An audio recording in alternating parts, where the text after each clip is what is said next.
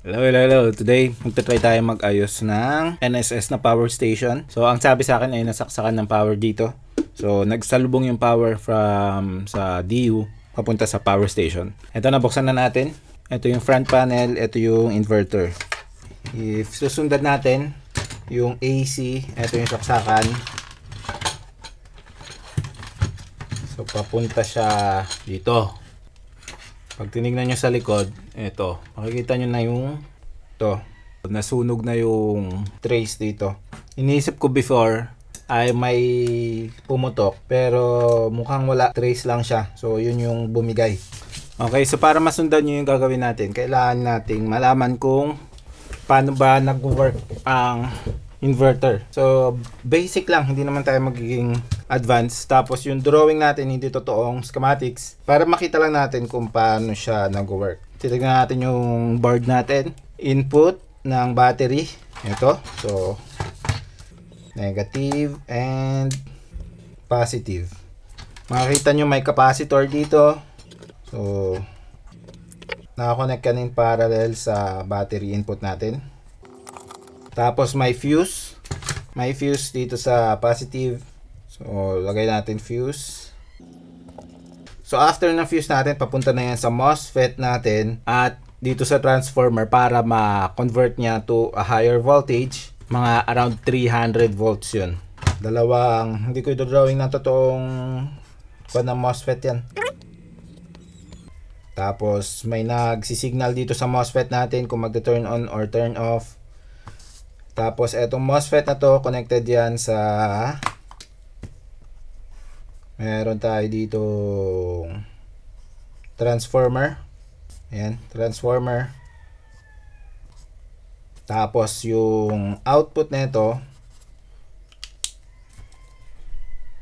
ayan, ay 300 volts na AC.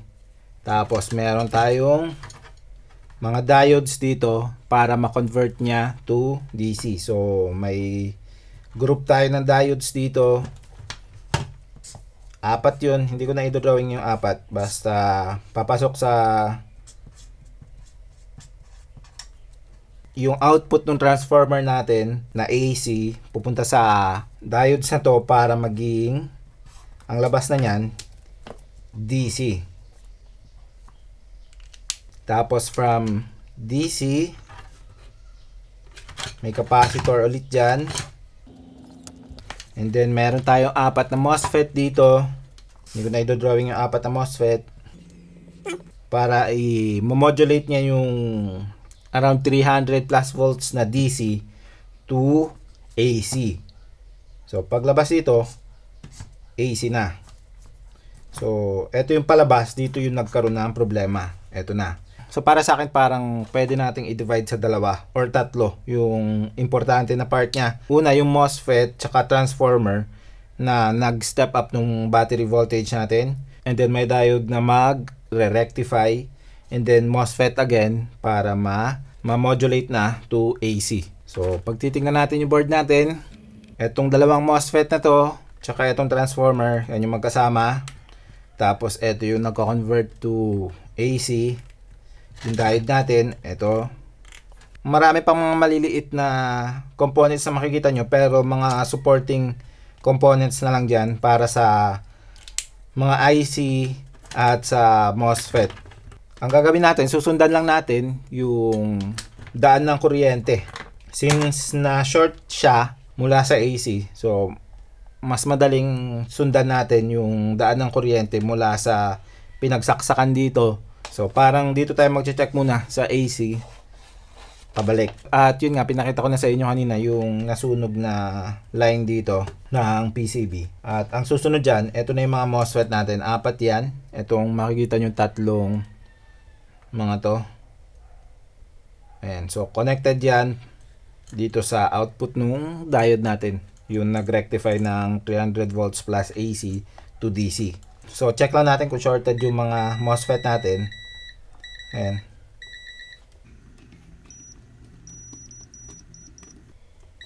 Mukhang shorted na yung mga MOSFET natin. At pag nag-short yan, most likely yung mga parts na nakapalibot sa kanya yung connected din sa kanya, nasisira din. Like dito, meron tayong mga diode. Ayan, shorted na rin yan. Etong isa dito mukhang okay pa. Tapos, kailangan din i-check yung values ng mga resistor kung okay pa ba.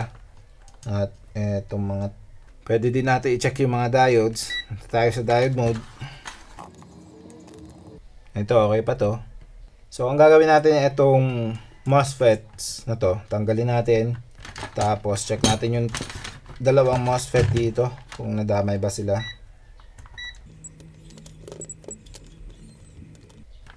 Mukhang hindi.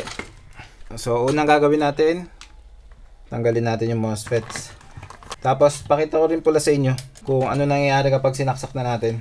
Kapag nasira naman na, it's either hindi magte-turn on or makikita nyo na mamamatay yung eto.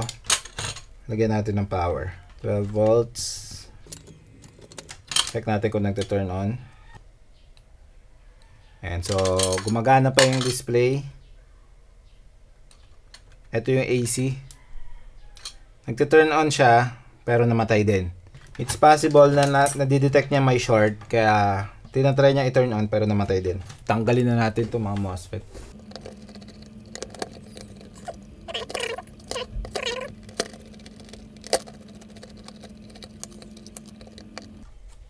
Tanggalin na lang natin yung capacitor.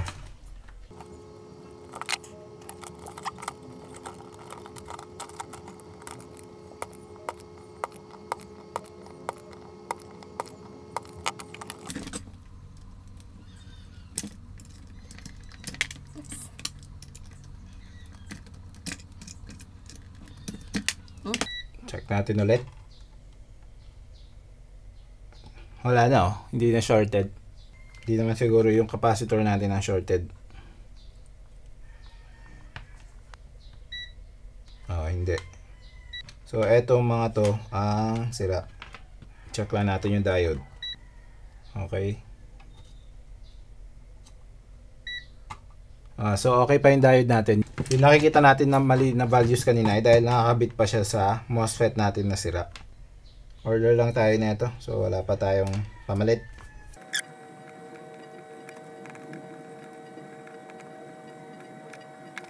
Wala na ibang problema. Try lang natin i-turn on. Habang wala yung mga MOSFET, titingnan natin kung namamatay pa rin.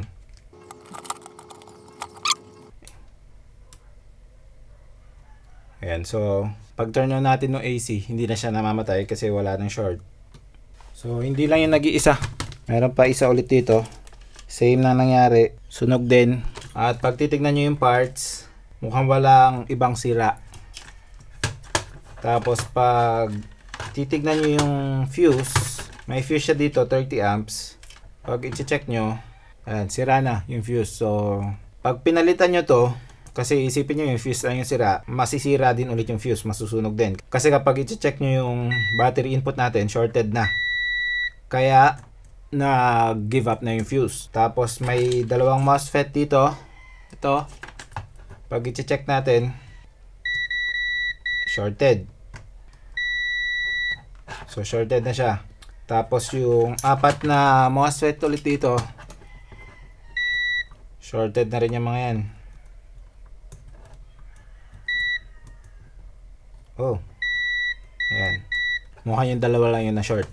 Pero tatanggalin natin yan para ma-check natin. So, unahin natin tanggalin yung dalawang MOSFET dito. Mukhang mahirap tanggalin kasi nakaharang yung transformer. So, kailangan natin siya tanggalin.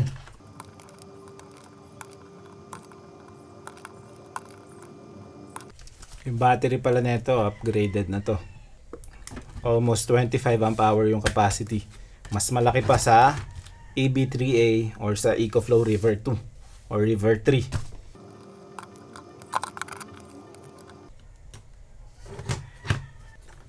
Kailangan natin yung tanggalin yung tornilyo ng MOSFET.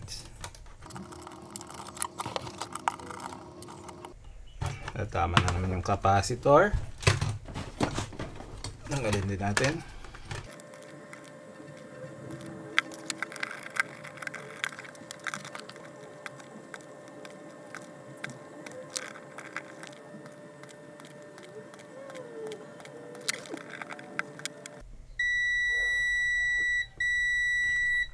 Kaya na yun.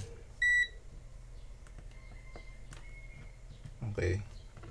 So, dalawa yung nakita natin kanina shorted eh. Ayan.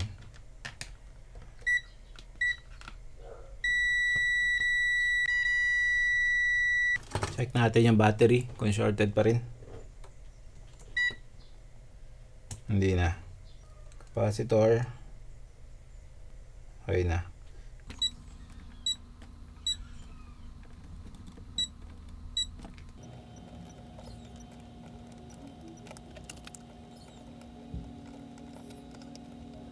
Tutusok-tusok lang tayo para makita natin kung may ibang shorted. Mukhang nag-act lang na fuse tong line dito. Kaya wala masyado nasisira. I mean, nasira yung MOSFET pero yung ibang components okay pa. And so, order din tayo ng parts nito.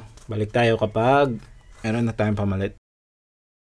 Okay, so dumating na yung parts natin. Try na ulit nating ayusin. Before natin ibalik yung mga MOSFET, ay i-check muna natin kung okay pa yung ibang parts. Check na natin yung mga resistors and mga diodes dito kung may short. Wala namang shorted. So again, meron dalawang pinaka main part yung inverter natin. Yung nag-step up ng battery voltage natin up to 300 plus volts. Etong dalawang MOSFET na to, kasama niya yung transformer na to. Kinokontrol yung MOSFET na yan ng chip na to na PWM controller TL494 ata yan. Tapos kapag na-step up na yung voltage, i-rectify na neto yung AC na high voltage to DC. At yung high voltage na DC na to, i-convert to AC ulit ng apat na MOSFET na to gamit yung PWM controller ulit na to. I think ito ay KA7500. So, etong dalawa na to, ang i-check natin. Una, kung nag-step up pa ba yung battery voltage natin, pwede natin siyang i-check dito. Kasi may capacitor dito. Hindi pa nakakabit, ikakabit natin yan mamaya. Titingnan natin kung may 300 plus volts dito. And then, kung may 300 plus volts, ibig sabihin, okay yung part na to. So, hindi na natin gagalawin. At kung okay yung part na to, i-check na natin kung nagbibigay ba ng signal itong KA7500 dito sa MOSFET natin. So, i-check natin yun. Kapag alam na natin nagbibigay siya ng signal, kakabit natin yung MOSFETs na bago. So, try nating i-power up. I-install pala muna natin yung capacitor. Kasi, nalimutan kong ibalik. Kasi, tatanggalin din natin yun. Nakaharang kasi siya sa MOSFET. Dito. So, lalagay natin yan. Ganito. Yung may lines na puti-puti, yun yung negative. Ito yung negative. Ayan. Ilagay na natin yung capacitor. Lagay na natin yung power supply natin. Ayan. Nag-turn on. Check natin kung meron tayong voltage sa capacitor. Yes, meron tayong 283 volts. So, ibig sabihin, okay yung boost converter natin. Ngayon, i-check natin kung nagkakaroon ba ng signal sa ating MOSFET dito. Punta tayo ng oscilloscope. Yung signal natin na pupunta sa gate. Tingnan nyo na lang yung datasheet ng MOSFET. Hindi ko natuturo sa inyo kung paano nag-work yung MOSFET. Madaming tutorial online. Meron naman tayo nakikitang output. Tingnan natin sa kabila. Ayan. So, nag-work yung etong KA7500 natin. So, I think safe na ilagay yung MOSFET natin. So, tatanggalin lang ulit natin yung capacitor. Kasi nakaharang siya. Okay na. And then, balik na natin yung mga MOSFET.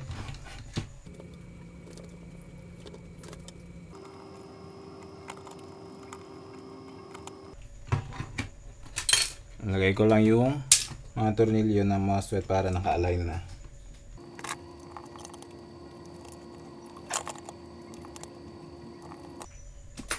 Then cut natin yung mga sobra. Then solder na natin. So next ay idudugtong na natin yung naputol na line dito.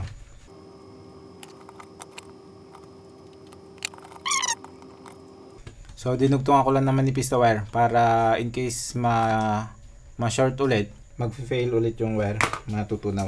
Try na natin. Hindi pala natin kabit yung capacitor. Okay na. Check natin kung meron na tayong output. Ayan, 232 volts. Okay na. Check natin yung frequency. 48.86. So, 50 Hz. 48.86. I think pwede nating baguhin yung frequency niyan kasi KA7500 pwedeng ma-update yung frequency. Bubuuin ko lang, then i-test natin sa outlet niya kung gumagana.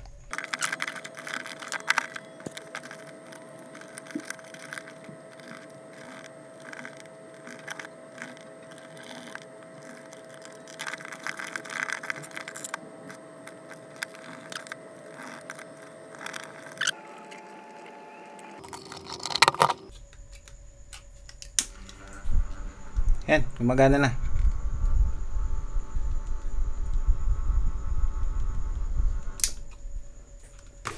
Meron pa tayo isa pang aayusin. So, halos same lang din ang gagawin natin. Bali, simple lang yung naging problema. MOSFET lang, pinalitan lang natin yung mga MOSFET at ayos na siya. Kung minsan, yung mga components pa na nakapalibot sa MOSFET ay may sira din. So, bago nyo palitan yun, i-check nyo rin yung mga nakapalibot. Kasi kung hindi, kapag sira yung mga yun, yung bagong MOSFET na lagay nyo, possible masira rin. So, kailangan nyo muna i-check. So, sige po, kung may katanungan pa po kayo, leave lang po kayo ng comment below. Don't forget to like and subscribe and I will see you again next time. Bye!